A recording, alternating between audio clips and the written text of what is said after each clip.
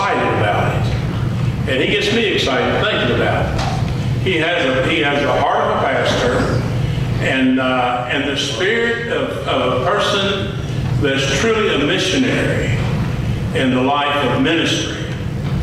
And he told me one day he had been to some meeting of clergy here in the community, and he told me about someone that had come to share a story about her ministry. And he was so excited about that. And then he called me about 3 weeks ago and asked me if I could be here today to participate in the worship service in some leadership role and all, and asked me if I would introduce the speaker. I had never met her. I had never met her till we shook hands a few minutes ago and all. And I'm not going to try to tell you anything about what her ministry is, because as excited as she got Brother Tim, I know that she has something to say that will be interesting and that will give us a perspective about the gospel, mission, and the Christian life in behalf of how we look at others and what we do for those that are in need. And so I am very happy to introduce to you Edee Grun. May you have an open heart and mind as she speaks. Thank you, Pastor. Thank you all for having me here today. I'm not used to getting up in front of people, so, and you guys may have to tell me when my time's up, because I'm known to be a little long-winded. When you start walking out. That's it. That's a sign. Preacher that has been there. And y'all kind of bear with me too. I've got allergies this morning, so. We'll be praying for you. Thank you. Yeah, Brother Tim and I met back at a Chamber of Commerce meeting. First time I'd ever been to that meeting. I don't have a lot of time to go to these types of meetings and get out and meet people. I stay extremely busy. But I run the Feeding Families program. I'm also the pastor of Mount Tabor Church. And in Mount Tabor Church, we don't have the traditional Sunday morning meetings like most churches do. I started out with that. I felt like that's what God led me to do when I took that church building. But it didn't take long till He showed me He had other plans. And what those plans were to start a program to help the needy in this community. And how that came about, and Brother Tim wanted me to be sure and let you guys know how this whole thing started at Mount Tabor Church. But I was sitting there one night. I hadn't had the church very long, a few weeks, been working on the building. The building was in heavy disrepair. And, I'm praying about, God, where are you going to lead me with this? What do you want me to do with this? And it was late. I absolutely had no expectations of anybody knocking on the door, but all of a sudden somebody was knocking on the back door. Got up and went through the church, opened the back door, and here stood a little family.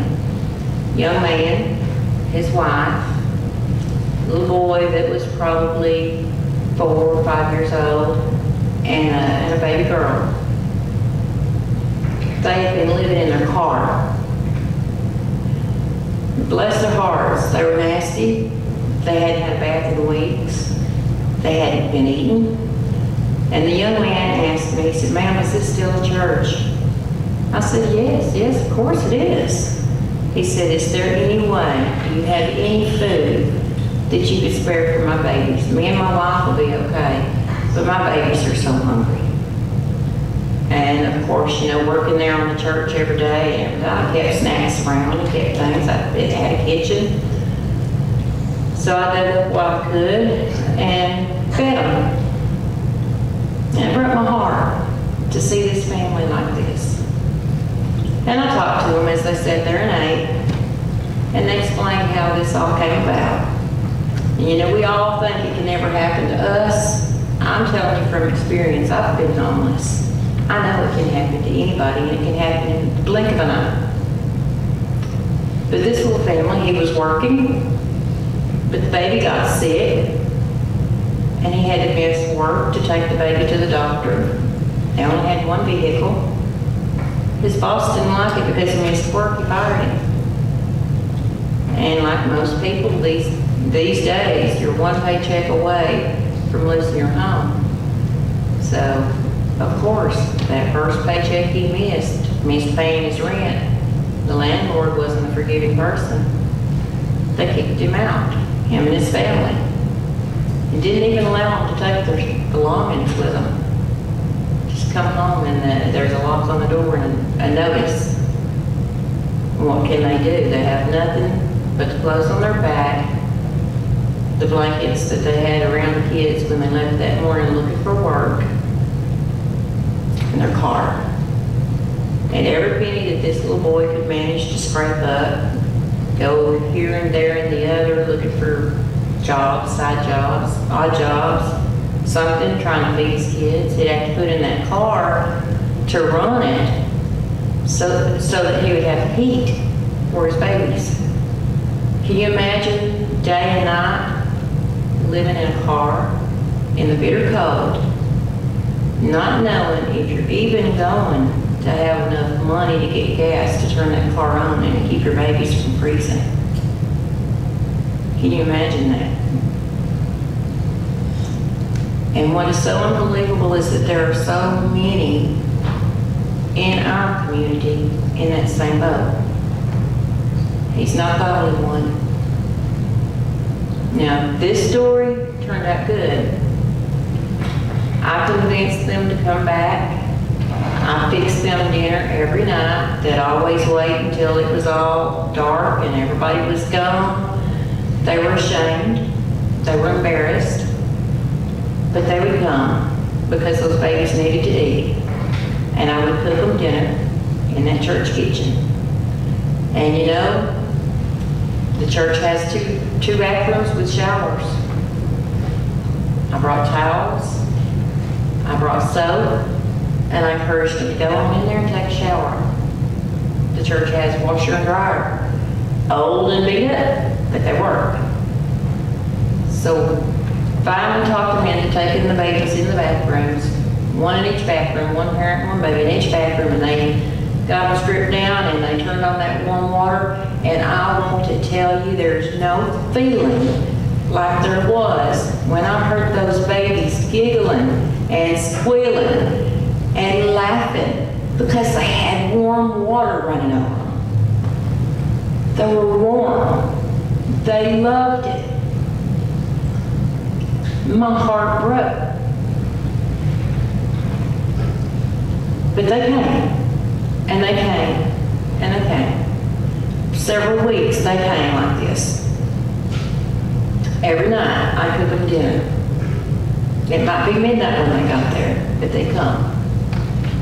And then finally one night, the young man, he said, "Miss Edee, we won't be coming back after tonight." And I was like, "Why? What's wrong?" He said, I got a job. I got that job I told you about. I've been working. I got my paycheck. I got us a place to live. It's a one-room apartment, and there's nothing in it, but it's a roof over my baby's head, and we won't have to come and bother you again. And about that time, the little boy, he and I had gotten to be pretty big buddies. He said he loved it because I'd fix his favorite dinner, scatty. Scatty dinner, that was his favorite. And he'd eat 3 platefuls of it. But he was behind his mama's leg peeking out at me, and she said, "Go ahead, baby, you can give it to her."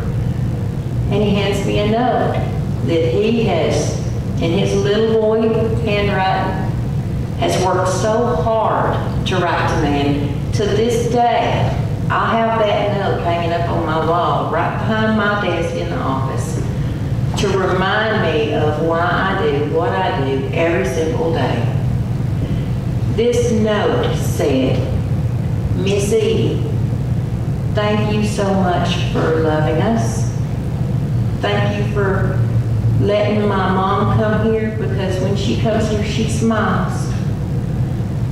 And then the hard part was, he wrote, other places we go, people make my mommy cry.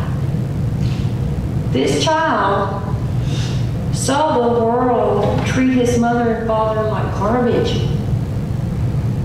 He saw them be so hurt because they went to churches. They went to food pantries. They went to organizations. They got turned away every place they went. They couldn't get help. No family should have to go through that. No child should ever have to see their parents cry because they get treated that way. Especially when they go to a church. We're supposed to strive to be like Jesus. There's no way we can ever match up to what Jesus did.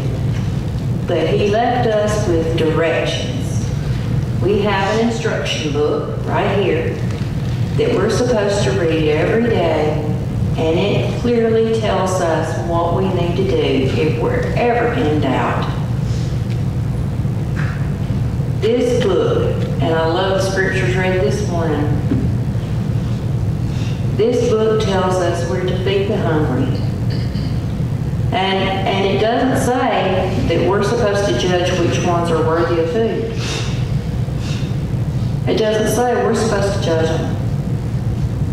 When Jesus fed the multitude, y'all remember that story? When Jesus fed the multitudes, he told his disciples, he said, feed them all, and feed them until they're full, lest they faint. Jesus wasn't going to send them off to somebody else to get food, or off to the nearest town to try to find food or try to buy food. He didn't require them to do anything. He didn't tell them that they had to believe what he was saying for him to feed them. He fed those people from love.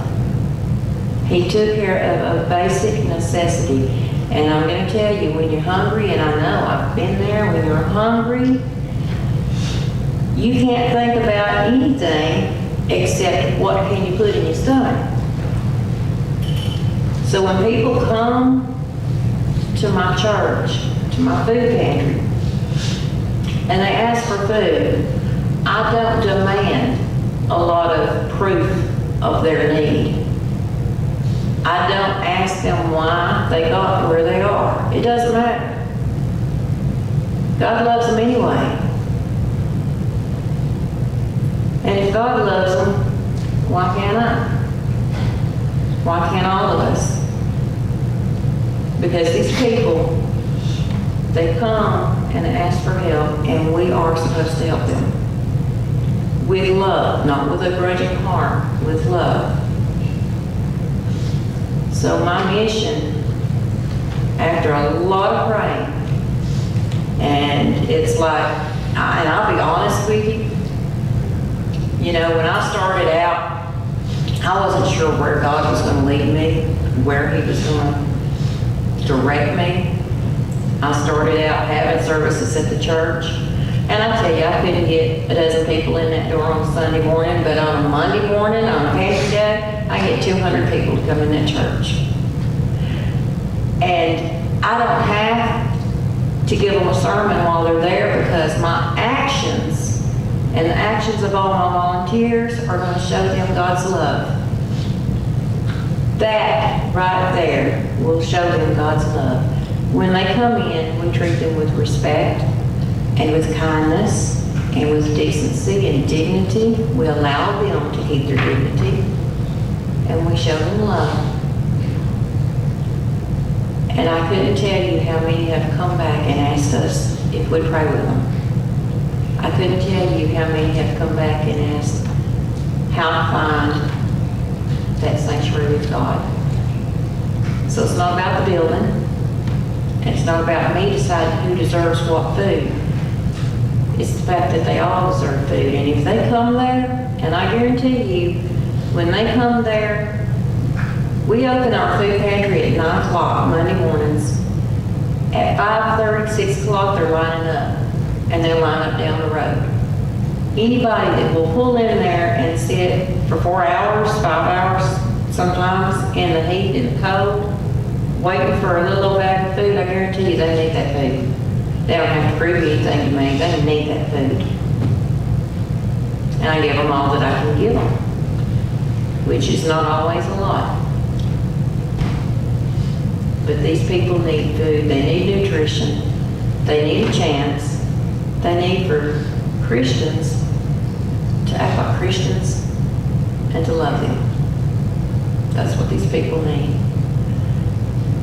And this theory works, although I will tell you, for a long time, people told me that's the wrong way to do it. You can't do it that way. People will take advantage.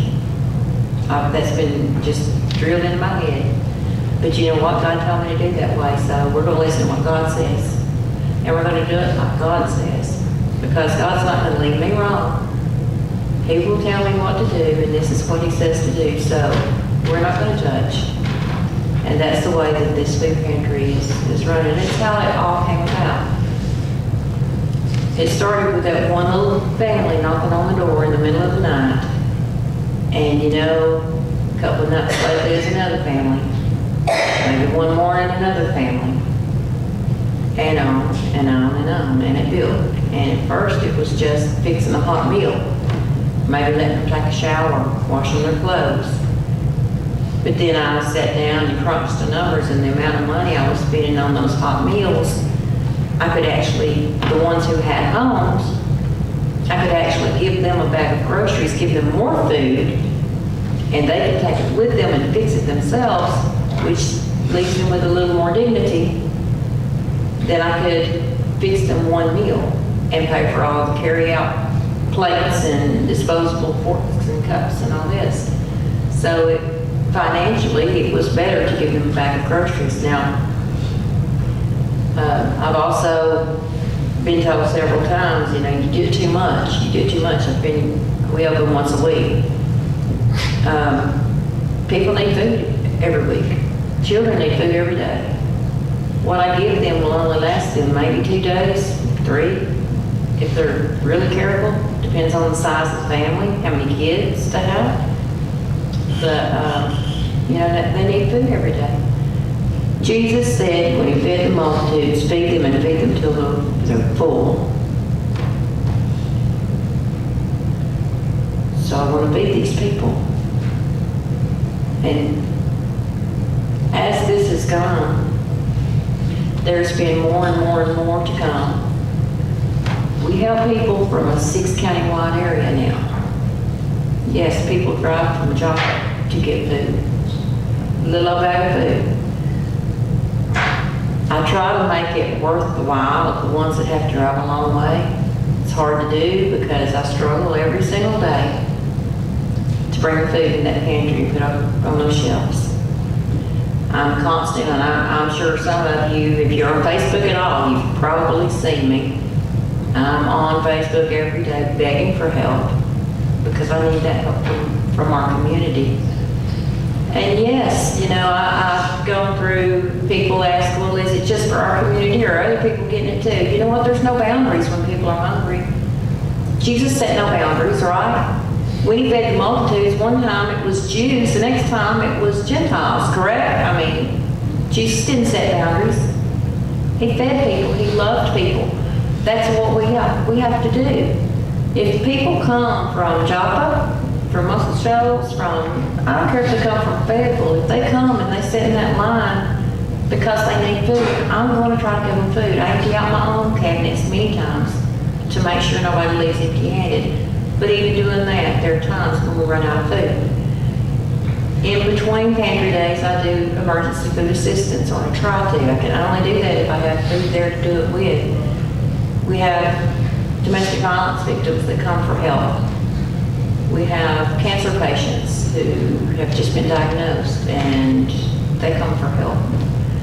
We have the natural crises that happen, tornadoes, hurricanes, house fires. We help those people too. We've branched out to try to help more people with more areas. Now we're starting the community garden. That's something that I prayed about for a couple of years. or longer. And God just said, wait, it's not time, it's not time, it's not time. And then all of a sudden, bam, okay, it's time, let's go. Okay, so, here I am. God has put 10 acres of land in our laps and says, plant a garden, feed people. I had not one seed, I had not one, I had a shovel and a rake and a hoe, but it's 10 acres. Y'all know how hard it is to turn 10 acres of ground with a shovel? But with all the local farmers' help, bless their hearts, they've come. There's been probably 7 different farmers that have come and turned a half acre or 1 acre, just what they could, as they could. We still haven't finished turning the whole 10 acres, but we've got probably 7 acres of it turned, and I'm in the process of planting that now. If anybody wants to come help plant a garden, we're open for volunteers. But I went out there and checked. Now I'm gonna tell you about this miracle that happened with this garden. Now like I said, if any of you are on Facebook, you've seen my post, and a lot of people are saying, this is totally unnecessary. They don't feed 300 people a week if they say it's unnecessary. This is necessary. Try to get enough food in that food pantry to feed 300 people a week. Yes, this garden is necessary. 10 acres is necessary. This garden can raise enough food to sustain not only our pantry, but other local food pantries with fresh produce that is nutritious. Every one of the pantries, including ours, we give out rice and beans. It's a good filler, it's good food. I was raised on that.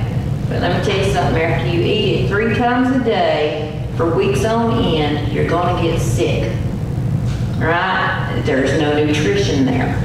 These people, we're trying to also help them get back on their feet, to go to work, to take care of the ones that can now. But if they're sick and they're malnourished, they can't do that. So our next goal is nutritious food. Nutrition, they need that. The kids need that. The kids need more than rice every day to grow and to grow right. They can't go sit in school and learn anything if their mind is foggy from no nutrition. So that's another thing there. But let me get back on the subject here. I was going to tell you about this miracle that's happened. And it may not seem like a big miracle to you guys, but to me, it's a huge one. Okay, I had over 500 tomato plants donated for our garden. 500. I got out there and I planted 500 tomato plants. We lost about 25 of them to raccoons and coyotes. Pulled them out of the ground, dug them up. But that's okay. We still have about 500 in the ground. That was a feat in itself, just the fact that got those in the ground. But as farmers came and plowed that ground, I got out there. I go out there a couple hours a day, and my goal is at least 2 rows. 2 rows of seeds, whatever kind of seeds I'm on at that point. Y'all, I planted 3 rows over here the other day. I planted squash. I planted 2 rows of green beans. Now there's not been, this ground is dry. When you take that dirt, it just sifts like sand. It's so dry. There's no rain. Now after 2 months of solid rain, I was praying for the rain to stop so we could plant the garden. Now I'm praying for the rain, but no rain, no water. We have no access to water for this garden whatsoever. I went out there yesterday morning, and guess what? Every seed I've planted has sprouted, and it's beautifully coming up with no rain and no water. Is that not a miracle? That's a miracle. Praise God, that is a miracle. Seeds don't sprout without some kind of moisture, but these seeds have all sprouted. The garden is looking great. And please, y'all, include us in your prayers that this garden continues to grow. With God and with faith, He can make it. But this is a garden of faith, garden of love. And that's what I'm telling you. Every seed has been donated, every plant was donated. We got a shed donated to put our tools in, and we got some tools donated. People have been really jumping in there and helping with those things. Now I just need to get people out there to help work it. That might be a little harder, but it's hot. But this garden will feed so many people. We're not stopping at just growing the garden. We're lining up classes to teach people how to can and preserve this food that comes out of the garden. I want this to be a learning experience for a lot of the people that come to the pantry. The young people, they don't know how to cook, period. They have no idea how to can and preserve and put up for later. We want to teach them. So that's one of our goals. This is going to be an amazing thing, and it's all because God put it there. And all I'm doing is supporting God. I am doing what God tells me. If He tells me to go this direction, I'm going. If He says, go back this way, I'm going. And I never know.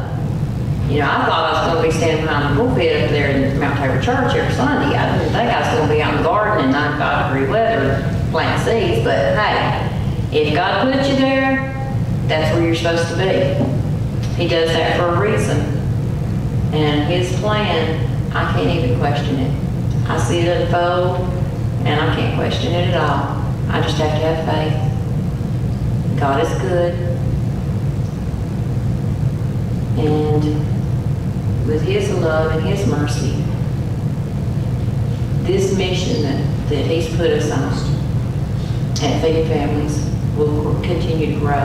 It'll survive and continue to grow and continue to help people.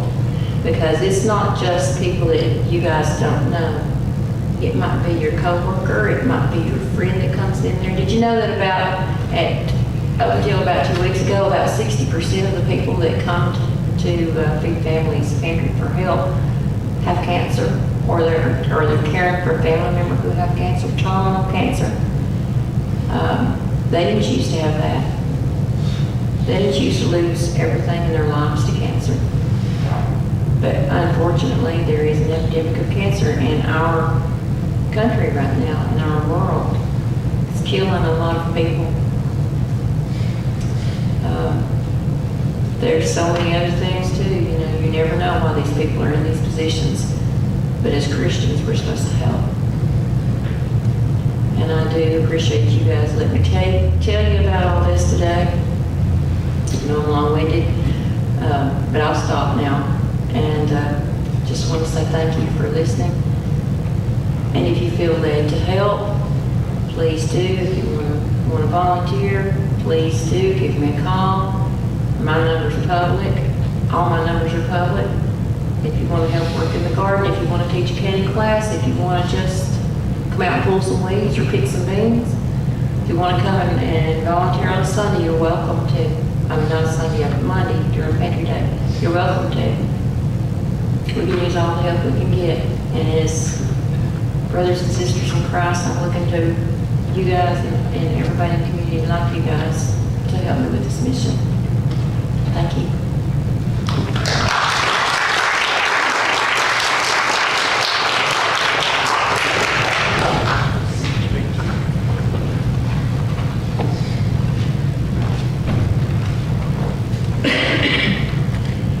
Tell you what, the last few minutes I have traveled a life's journey down many roads and streets and in many situations where I have tried to do some of the things that our speaker has suggested today. Some of it, I know there have been times in my life that I've had so many people that have come, and I would see what they did with the money I would give them, and I would be so disappointed, and I'd get discouraged. And then God would send somebody by the church or the parsonage, and it would in such need, and you realized it was genuine. as our speaker suggested.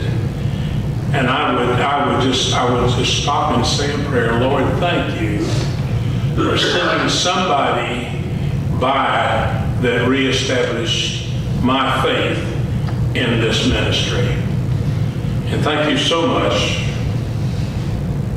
for reminding us of the opportunities that God places before us. This morning, as we sing our hymn of commitment,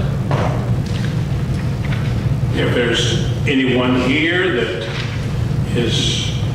does not have a church home or a place where you worship regularly, but are a believer in the Lordship of Jesus Christ and would like to become a part of this church family, which is a family of God that has a sense of mission and serving, or if you're here today and have never made a confession of faith, but would want to come forward to make that public declaration today, we invite you to come as we sing our hymn of This is invitation. hymn number 661.